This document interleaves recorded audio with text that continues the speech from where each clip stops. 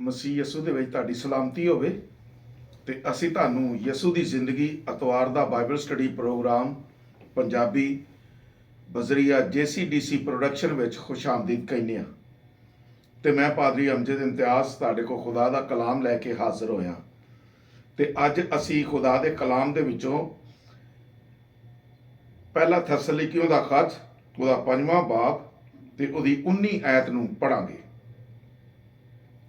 ਪਹਿਲਾ ਥੈਸਲਨੀਕੀਓਂ ਦਾ ਖਤ ਉਹਦਾ 5ਵਾਂ ਬਾਬ ਤੇ ਉਹਦੀ 19 ਐਤ 'ਚ ਇਹ ਲਿਖਿਆ ਹੈ, ਰੂਹ ਨੂੰ ਨਾ ਬੁਝਾਓ। ਇਹ ਗੱਲ ਪਾਲੂਸ ਰਸੂਲ ਥੈਸਲਨੀਕੀਓਂ ਦੀ ਕਲੀਸਿਆ ਨੂੰ ਕਹਿੰਦਾ ਹੈ। ਕੁਝ ਨਸੀਹਤਾਂ ਕਰਦਾ ਤੇ ਉਹਦੇ ਵਿੱਚ ਕਹਿੰਦਾ ਕਿ ਰੂਹ ਨੂੰ ਨਾ ਬੁਝਾਓ। ਬੁਝਾਉਣ ਦਾ ਮਕਸਦ ਹੈ ਕਿ ਉਹਨੂੰ ਨਾਰਾਜ਼ ਨਾ ਕਰੋ। ਇਨਸਾਨ ਦੀ ਰੂਹ ਉਦੋਂ ਬੁਝਦੀ ਏ ਜਦੋਂ ਉਹਨੂੰ ਦੁੱਖ ਪਹੁੰਚਦਾ ਹੈ। ਇਨਸਾਨ ਜਦੋਂ ਦੁੱਖ ਪਾਉਂਦਾ ਤੇ ਉਹਦੀ ਰੂਹ ਵੀ ਦੁੱਖ ਪਾਉਂਦੀ ਹੈ। ਤੇ ਪਾਲੂਸ ਰਸੂਲ ਇਸ ਤੋਂ ਪਹਿਲਾਂ ਇਹ ਗੱਲ ਕਹਿੰਦਾ ਹੈ ਕਿ ਖੁਸ਼ ਰਹੋ ਤੇ ਨੇਕੀ ਦੇ ਬਦਲੇ ਬਦੀ ਨਾ ਕਰੋ।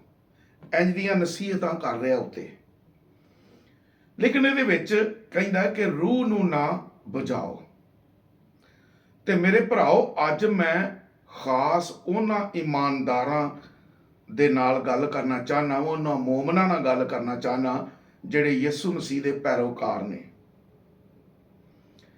ਕਿ ਉਹ ਨਾ ਤੇ ਆਪਣੀ ਰੂਹ ਬੁਝਾਉਣ ਤੇ ਨਾ ਕਿਸੇ ਦੂਜੇ ਦੀ ਰੂਹ ਬੁਝਾਉਣ।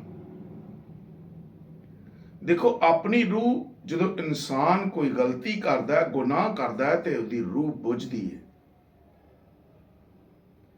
ਰੰਜੀਦਾ ਹੁੰਦੀ ਹੈ। ਤੇ ਜਦੋਂ ਕੋਈ ਦੂਜਾ ਦੁੱਖ ਦਿੰਦਾ ਹੈ ਤੇ ਉਦੋਂ ਵੀ ਰੂਹ ਬੁਝਦੀ ਹੈ। ਕੋਈ ਗਲਤ ਤਰੀਕੇ ਦਾ ਇਲਜ਼ਾਮ ਲਾਉਂਦਾ ਹੈ ਤੇ ਉਹਦੀ ਰੂਹ ਬੁਝਦੀ ਹੈ। ਜਦੋਂ ਕੋਈ ਦੁੱਖ ਦਿੰਦਾ ਹੈ ਤੇ ਉਹਦੀ ਰੂਹ ਬੁਝਣ ਦੇ ਨਾਲ ਨਾਲ ਇੱਥੋਂ ਤੱਕ ਮੈਂ ਅਗਰ ਕਹਾਂ ਕਿ ਉਹਦੇ ਖਿਲਾਫ ਵੱਡੇ ਵੱਡੇ ਇਲਜ਼ਾਮ ਲਾਉਂਦਾ ਹੈ ਤੇ ਉਹਦੀ ਰੂਹ ਬੁਝਦੀ ਹੈ। ਤੇ ਯਿਸੂ ਮਸੀਹ ਨੇ ਬੜੀ ਖਾਸ ਗੱਲ ਕੀਤੀ ਹੈ। ਖੁਦਾ ਦੇ ਕਲਾਮ 'ਚ ਲਿਖਿਆ ਕਿ ਭਰਾਓ, ਅਗਰ ਕੋਈ ਬੰਦਾ ਜਾਂ ਭਰਾ ਕਿਸੇ ਕਸੂਰ 'ਚ ਫੜਿਆ ਜਾਏ ਨਾ, ਕਿਸੇ ਕੋਈ ਗਲਤੀ ਕਰਦਾ ਫੜਿਆ ਜਾਏ, ਤੇ ਉਹਨੂੰ ਹਿਲਮ ਮਜ਼ਾਜੀ ਨਾਲ ਬਹਾਲ ਕਰੋ, ਨਰਮੀ ਨਾਲ ਬਹਾਲ ਕਰੋ, ਖੜਾ ਕਰੋ, ਤਸੱਲੀਆਂ ਦੇ ਕੇ ਖੜਾ ਕਰੋ। ਲੇਕਿਨ ਡਾਂਟ ਟਪੜ ਤੇ ਬੇਇੱਜ਼ਤ ਕਰਨ ਨਾਲ ਨਹੀਂ। ਯਾਦ ਰੱਖੋ, ਇਹ ਫੇਸਬੁੱਕ ਅਸੀਂ ਇਸਤੇਮਾਲ ਕਰਨੇ ਆ ਨਾ, ਸੋਸ਼ਲ ਮੀਡੀਆ ਇਸਤੇਮਾਲ ਕਰਨੇ ਆ, ਤੇ ਸੋਸ਼ਲ ਮੀਡੀਆ ਤੇ ਅਸੀਂ ਕਈਆਂ ਨੂੰ ਹਰਟ ਕਰ ਦਿੰਦੇ ਆ, ਦੁੱਖ ਦੇ ਦਿੰਦੇ ਆ। ਇੰਜ ਦੇ ਲਫ਼ਜ਼ ਬੋਲ ਕੇ ਦੁੱਖ ਪਹੁੰਚਦਾ ਕਿ ਹੱਦ ਤੋਂ ਜ਼ਿਆਦਾ। ਲੇਕਿਨ ਮੈਂ ਅੱਜ ਮੋਮਨਾਂ ਨੂੰ ਤੇ ਇਮਾਨਦਾਰਾਂ ਨੂੰ, ਯਿਸੂ ਮਸੀਹ ਦੇ ਪੈਰੋਕਾਰਾਂ ਨੂੰ, ਤੇ ਉਹ ਖਾਦਮ ਜਿਹੜੇ ਯਿਸੂ ਮਸੀਹ ਦੇ ਨੇ, ਉਹਨਾਂ ਦੇ ਅੱਗੇ ਦਰਖਾਸਤ ਕਰਨਾ ਆ ਕਿ ਰੂਹਾਂ ਨੂੰ ਨਾ ਬੁਝਾਓ, ਰੂਹਾਂ ਨੂੰ ਦੁੱਖ ਨਾ ਦੇਵੋ। ਸ਼ਾਇਦ ਤੁਹਾਡੀ ਵਜ੍ਹਾ ਤੋਂ ਇਹ ਦੁੱਖ ਜਿਹੜਾ ਆਉਂਦਾ ਹੈ ਤੇ ਉਹਨਾਂ ਦੀ ਰੂਹ ਬੁਝਦੀ ਏ। ਤੇ ਇਹ ਵੀ ਦੱਸ ਦਿਆਂ, ਜੇ ਰੂਹ ਬੁਝਦੀ ਏ ਤੇ ਗੁਨਾਹ ਵੀ ਏ। ਤੁਸੀਂ ਇਹ ਨਾ ਸਮਝੋ ਕਿ ਅਸੀਂ ਕਰ ਲਿਆ ਤੇ ਵਾਹ ਵਾਹ ਵਾਹ ਅਸੀਂ ਇੰਜ ਕਰ ਦਿੱਤਾ ਹੈ, ਜਾਂ ਫੇਸਬੁੱਕ ਤੇ ਆ ਕੇ ਲਾਹ ਪਾ ਕਰ ਦਿੱਤੀ ਹੈ ਤੇ ਅਸੀਂ ਖੁਦਾ ਦੀ ਨਜ਼ਰ 'ਚ ਬੜੇ ਚੰਗੇ ਆ। ਨਹੀਂ, ਨਾ ਤੁਸੀਂ ਲੋਕਾਂ ਦੀ ਨਜ਼ਰ 'ਚ ਚੰਗੇ ਹੋ ਤੇ ਨਾ ਤੁਸੀਂ ਖੁਦਾ ਦੀ ਨਜ਼ਰ 'ਚ ਚੰਗੇ ਹੋ। ਖੁਦਾ ਦਾ ਹੁਕਮ ਹੈ, ਖੁਦਾ ਦਾ ਕਲਾਮ ਇਹ ਕਹਿੰਦਾ ਹੈ ਕਿ ਰੂਹ ਨੂੰ ਨਾ ਬੁਝਾਓ, ਤੇ ਕਿਸੇ ਵੀ ਰੂਹ ਨੂੰ ਨਾ ਬੁਝਾਓ। ਇਸ ਲਈ ਕਿ ਕਿੰਨੀਆਂ ਰੂਹਾਂ ਨੇ ਜਿਹੜੀਆਂ ਹਾਲੀ ਨਵੀਆਂ ਖੁਦਾ ਦੇ ਕੋਲ ਆਉਣ ਡਈਆਂ ਨੇ। ਕਿੰਨੀਆਂ ਰੂਹਾਂ ਨੇ ਜਿਨ੍ਹਾਂ ਨੇ ਖੁਦਾ ਨੂੰ ਕਬੂਲ ਕੀਤਾ ਹੈ ਤੇ ਆਪਣੀ ਜ਼ਿੰਦਗੀ ਖੁਦਾਵੰਦ ਨੂੰ ਦਿੱਤੀ ਹੈ। ਤੇ ਜੇ ਤੁਸੀਂ ਕੋਈ ਗੱਲਾਂ ਅੱਛੀਆਂ ਨਾ ਨਹੀਂ ਕਰਦੇ ਤੇ ਉਹਨਾਂ ਨੂੰ ਦੁੱਖ ਪਹੁੰਚਾਉਂਦੇ ਹੋ ਤੇ ਇਹ ਗੁਨਾਹ ਹੈ, ਇਹ ਗਲਤੀ ਹੈ ਤੁਹਾਡੀ। ਮੈਂ ਖੁਦਾ ਅੱਗੇ ਦੁਆ ਕਰਨਾ ਕਿ ਤੁਹਾਡੀਆਂ ਗਲਤੀਆਂ, ਮੇਰੀਆਂ ਗਲਤੀਆਂ ਵੀ ਮਾਫ ਕਰੇ, ਲੇਕਿਨ ਇੰਜ ਦੀ ਗਲਤੀ ਨਾ ਕਰੋ ਕਿ ਜਿਹਦੇ ਨਾਲ ਦੂਜੇ ਦੀ ਰੂਹ ਬੁਝੇ ਤੇ ਉਹ ਇਮਾਨਦਾਰ ਤਰੱਕੀ ਕਰਨ ਦੀ ਬਜਾਏ ਥੱਲੇ ਚਲਾ ਜਾਏ, ਖੁਦਾ ਤੋਂ ਦੂਰ ਚਲਾ ਜਾਏ।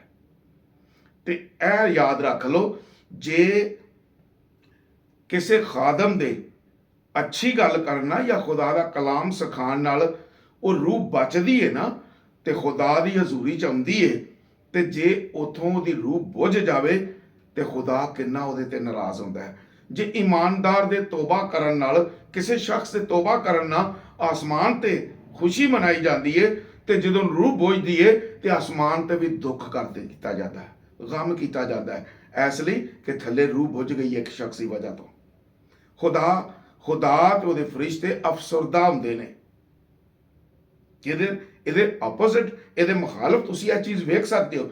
ਅਗਰ ਤੌਬਾ ਕਰਨ ਨਾਲ ਖੁਸ਼ੀ ਮਨਾਈ ਜਾਂਦੀ ਹੈ ਤੇ ਕਿਸੇ ਨੂੰ ਦੁੱਖ ਦੇਣਾ ਖੁਦਾ ਵੀ ਰੰਜੀਦਾ ਹੁੰਦਾ ਹੈ, ਤੇ ਉਹ ਸ਼ਖਸ ਦੀ ਰੂਹ ਵੀ ਰੰਜੀਦਾ ਹੁੰਦੀ ਹੈ। ਤੇ ਪਾਲੂਸ ਰਸੂਲ ਇਸ ਲਈ ਕਹਿੰਦਾ ਹੈ ਕਿ ਰੂਹ ਨੂੰ ਨਾ ਬੁਝਾਓ, ਨਾ ਤੇ ਆਪਣੀਆਂ ਗਲਤੀਆਂ ਕਰਕੇ ਬੁਝਾਓ, ਤੇ ਨਾ ਅਫਸੋਸ ਹੋ ਜਿਹੜੇ ਲੋਕ ਦੁੱਖ ਦਿੰਦੇ ਨੇ ਤੇ ਰੂਹ ਨੂੰ ਬੁਝਾ ਦਿੰਦੇ ਨੇ। ਮੈਂ ਰੂਹਾਨੀ ਗੱਲ ਦੀ ਗੱਲ ਕਰਨ ਡਿਆ ਕਿ ਜਿਹੜੇ ਰੂਹਾਨੀ ਗੱਲਾਂ ਕਰਕੇ ਰੂਹ ਨੂੰ ਬੁਝਾ ਦਿੰਦੇ ਨੇ। ਦੁਨੀਆਦਾਰੀ ਦੇ ਦੁੱਖ ਤੇ ਆਉਂਦੇ ਨੇ, ਉਹ ਤੇ ਬਰਦਾਸ਼ਤ ਕਰਨਾ ਹੀ ਹੁੰਦੇ ਨੇ, ਲੇਕਿਨ ਅਗਰ ਕੋਈ ਖਾਦਮ ਦੁੱਖ ਦਿੰਦਾ ਹੈ, ਅਗਰ ਕੋਈ ਯਿਸੂ ਮਸੀਹ ਦਾ ਪੈਰੋਕਾਰ ਦੁੱਖ ਦਿੰਦਾ ਹੈ, ਤੇ ਫਿਰ ਖੁਦਾ ਨਾਰਾਜ਼ ਹੁੰਦਾ ਹੈ।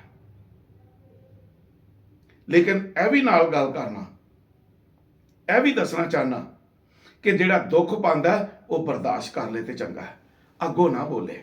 ਕਿਉਂ? ਇਸ ਤੋਂ ਪਹਿਲਾਂ ਖੁਦਾ ਕੀ ਕਹਿੰਦਾ, ਖੁਦਾ ਦੇ ਕਲਾਮ ਕੀ ਕਹਿੰਦਾ? ਖੁਦਾ ਦੇ ਕਲਾਮ 'ਚ ਲਿਖਿਆ, ਖਿਆਲ ਰੱਖੋ, 15ਵੀਂ ਆਇਤ 'ਚ, ਖਿਆਲ ਰੱਖੋ ਭਈ ਕੋਈ ਕਿਸੇ ਨਾਲ ਬਦੀ ਦੇ ਬਦਲੇ ਬਦੀ ਨਾ ਕਰੇ। ਤੇ ਇਸ ਲਈ ਜੇ ਕੋਈ ਤੁਹਾਡੇ ਨਾਲ ਤੁਹਾਨੂੰ ਦੁੱਖ ਦਿੰਦਾ ਜਾਂ ਚੰਗਾ ਨਹੀਂ ਸਮਝਦਾ, ਤੇ ਤੁਸੀਂ ਉਹਦੇ ਨਾਲ ਇੰਝ ਦਾ ਸਲੂਕ ਨਾ ਕਰੋ, ਬਲਕਿ ਕੋਈ ਗੱਲ ਨਹੀਂ, ਪਿਆਰ ਮੁਹੱਬਤ ਨਾਲ ਰਹੋ। ਲੇਕਿਨ ਅਫਸੋਸ ਉਸ ਸ਼ਖਸ ਤੇ ਜਿਹੜਾ ਦੁੱਖ ਦਿੰਦਾ ਹੈ, ਚਾਹੇ ਫੇਸਬੁੱਕ ਤੇ ਬਹਿ ਕੇ ਕਲਾਮ ਦੇ ਜ਼ਰੀਏ ਦੁੱਖ ਦੇਵੇ, ਚਾਹੇ ਉਂਝ ਗੱਲਾਂ ਕਰਕੇ ਦੁੱਖ ਦੇਵੇ, ਲੇਕਿਨ ਦੁੱਖ ਪਹੁੰਚਾਉਣ ਵਾਲਾ ਖੁਦਾ ਨੂੰ ਚੰਗਾ ਨਹੀਂ ਜੇ ਲੱਗਦਾ। ਤੇ ਇਲਜ਼ਾਮ ਲਾਉਣ ਵਾਲਾ ਸ਼ੈਤਾਨ ਜੇ, ਅਬਲੀਸ ਜੇ। ਇਸ ਲਈ ਫੇਸਬੁੱਕ ਤੇ ਬਹਿ ਕੇ ਇਲਜ਼ਾਮ ਨਾ ਲਾਓ ਤੇ ਦੂਜਿਆਂ ਨੂੰ ਦੁੱਖ ਨਾ ਪਹੁੰਚਾਓ। ਤੁਸੀਂ ਅਬਲੀਸ ਲਈ ਇਸਤੇਮਾਲ ਨਾ ਹੋਵੋ। ਮੈਂ ਯਕੀਨ ਰੱਖਣਾ ਵਾਂ ਕਿ ਤੁਸੀਂ ਇਹ ਗੱਲ ਨੂੰ ਠੀਕ ਸਮਝ ਗਏ ਹੋ ਕਿ ਆਪ ਬਰਦਾਸ਼ਤ ਕਰਨਾ ਅੱਛਾ ਹੈ। ਉਹ ਖਾਦਮ ਵੀ ਬਰਦਾਸ਼ਤ ਕਰ ਲੈ, ਕੀ ਹੋਇਆ? ਤੇ ਦੁੱਖ ਨਾ ਦੇਵੇ, ਇਸ ਲਈ ਕਿ ਉਹਦੇ ਲਈ ਦੁਆ ਕਰੇ। ਅਸੀਂ ਇੱਕ ਦੂਜੇ ਲਈ ਦੁਆ ਕਰੀਏ ਤੇ ਉਹ ਅੱਛਾ ਹੈ, ਕਿਸੇ ਨੂੰ ਦੁੱਖ ਨਾ ਪਹੁੰਚਾਈਏ। ਜੇ ਉਹਨੂੰ ਪਿਆਰ ਨਾਲ ਸਮਝਾ ਸਕਦੇ ਆ ਤੇ ਠੀਕ ਹੈ, ਨਹੀਂ ਤੇ ਉਹਦੇ ਲਈ ਦੁਆ ਕਰੀਏ। ਤੇ ਦੁਆ ਕਰਨਾ ਸਾਰਿਆਂ ਤੋਂ ਚੰਗੀ ਗੱਲ ਜੇ। ਦੁਆ ਇਨਸਾਨ ਦੀਆਂ ਸੋਚਾਂ ਨੂੰ ਵੀ ਬਦਲ ਦਿੰਦੀ ਹੈ ਤੇ ਇਨਸਾਨਾਂ ਨੂੰ ਵੀ ਬਦਲ ਦਿੰਦੀ ਹੈ। ਇਸ ਲਈ ਰੂਹ ਨੂੰ ਨਾ ਬੁਝਾਈਏ, ਨਾ ਆਪਣੀ ਰੂਹ ਤੇ ਨਾ ਦੂਜੇ ਦੀ ਰੂਹ। ਖੁਦਾ ਬੜਾ ਨਾਰਾਜ਼ ਹੁੰਦਾ ਜੇ। ਮੈਂ ਈਮਾਨ ਰੱਖਣਾ ਤੇ ਯਕੀਨ ਰੱਖਣਾ ਵਾ, ਇਹ ਛੋਟੀ ਜੀ ਗੱਲ ਤੁਹਾਨੂੰ ਬੜੀ ਚੰਗੀ ਲੱਗੀ ਹੋਏਗੀ ਕਿ ਅਸੀਂ ਕਿਸੇ ਨੂੰ ਦੁੱਖ ਨਾ ਦਈਏ ਤੇ ਕਿਸੇ ਤੇ ਇਲਜ਼ਾਮ ਨਾ ਲਾਈਏ।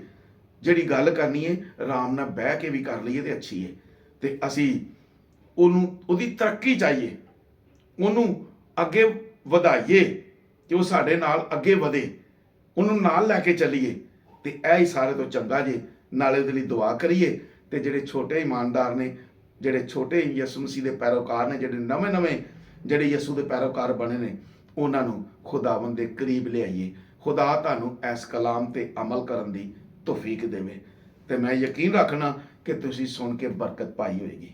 ਖੁਦਾ ਤੁਹਾਨੂੰ ਬਰਕਤ ਦੇਵੇ।